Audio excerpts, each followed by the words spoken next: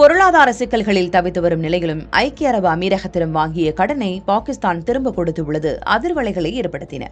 கடந்த 2019ஆம் ஆண்டு கொரோனா பாதிப்பு காரணமாக பாகிஸ்தானின் பொருளாதாரம் கடுமையாக பாதிக்கப்பட்டது. இச்சூழலில் ஐக்கிய அமீரக அரசு பாகிஸ்தானுக்கு 3 பில்லியன் அமெரிக்க டாலர் அளவு, அதாவது இந்திய மதிப்பில் 25,000 கோடி ரூபாய் அளவுக்கு கடன் வழங்கியது.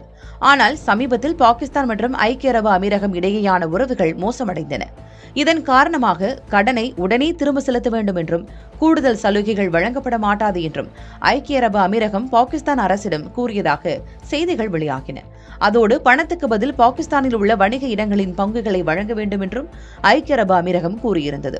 ஆனால் இதனை ஏற்க மறுத்த பாகிஸ்தான் இது பாகிஸ்தானின் தன்மான பிரச்சினை என்றும் ஐக்கிய அரபு அமீரகத்திடம் வாங்கிய கடனை உடனடியாக அடைக்க உள்ளதாகவும் அறிவித்தது.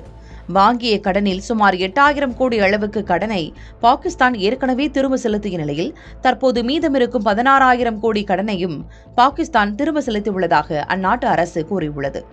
சமீபத்தில் சவுதி அரேபியா அரசிடமிருந்து பாகிஸ்தான் இந்திய மதிப்பில் 18,000 கோடி ரூபாய் அளவுக்கு கடன் வாங்கியிருந்தது. இந்த பணத்தின் பெரும்பகுதியை கடனை அடைக்க பாகிஸ்தான் பயன்படுத்தி இருக்கும் என்று கூறப்படுகிறது. அதே நேரம் பாகிஸ்தான் ஏற்கனவே பொருளாதார சிக்கலில் பரிதவித்து வரும் நிலையில் இந்த கடனை திரும்ப செலுத்தியதன் மூலம் பாகிஸ்தானிடம் தற்போது சுமார் 18 பில்லியன் அமெரிக்க டாலர் அளவுக்கு மட்டுமே அந்நிய செலாவணி கையிருப்பு உள்ளதாக மதிப்பிடப்பட்டுள்ளது.